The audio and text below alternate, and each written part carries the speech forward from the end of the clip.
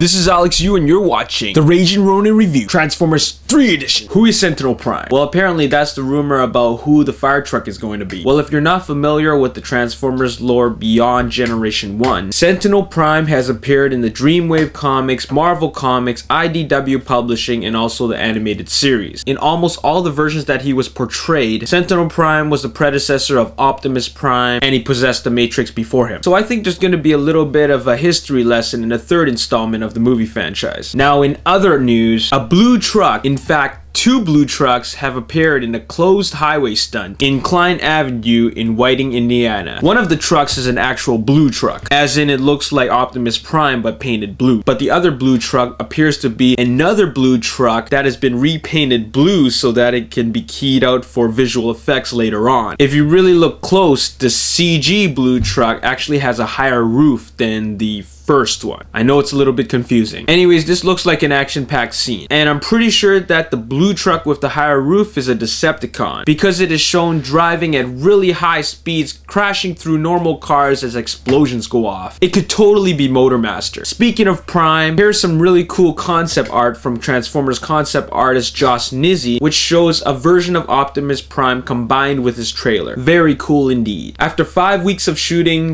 in Chicago has finally come to an end. It is where most of the action took place, but it looks like the shoot is finally done and they're ready to move on. On a more serious note, a serious accident occurred while shooting an action sequence in Northwest Indiana. A 24-year-old female extra was driving, as the scene involved the extras to drive their own personal cars. And then a steel cable snapped, broke through her windshield, and eventually sliced through her skull. It rendered her in critical condition, and then she had to be airlifted to a local hospital. When she was struck, her car was still going on the freeway for a whole mile before it came to a full stop. The production had to be halted, as it should be, but the good news is that Gabriella Cedillo is now in stable condition after brain surgery. In the history of Michael Bay films, there have never been any serious injuries or deaths. Thankfully, there are still no deaths, but we really still need to get to the bottom of how this could have happened. Someone needs to take responsibility for this, and I really hope that Michael Bay and the studios really do the right thing. At this point, I think that this should really come down to being an ethical issue. This woman was working as an extra on your set, and she was almost killed, but luckily she wasn't. But nobody knows what her fate will be physically. Whatever the outcome may be, the studios are obligated to compensate her for whatever damages are incurred. This should not be a question of who is legally responsible. This is an ethical issue. Gabriella is an aspiring actress who does extra work, and on the Transformers shoot, she was only paid minimum wage plus $25 for the use of her personal car. She has no stunt or stunt driving training. This stunt, however, involved flying cars and explosions. The press are being really stupid right now, and they are showing scenes of other car stunts that they pulled from YouTube in the same report that they are using to report the freeway stunt. They're also being very careful and ambiguous about how they report this so that there's no backfire. So I think that we should wait for her to make a full recovery and also hear what Paramount's official press statement is so that we know what really happened. After all, there are always two sides of the story. Click the links below for the full article. You know what? I don't even really care how long it takes, but the studio had better step up. That's all I gotta say. A report has stated that a Paramount exec mentioned that she was not involved with the stunt and that her car was 500 feet away from what was going on. Like I said, there are two sides of the story. Anyways, I wish her a speedy recovery. Because of this, the news is kind of slow lately. It kind of delayed the production, and it hasn't been action-packed lately. But back on the news front, the twins and an old Datsun was seen being transported towards Detroit. Optimus Prime's trailer was also spotted at a warehouse. And a little while back in Chicago, there were some scenes filmed with Agent Simmons in a white Maybach 625 Landaulet, which happens to be a vehicle in the price range of $1 million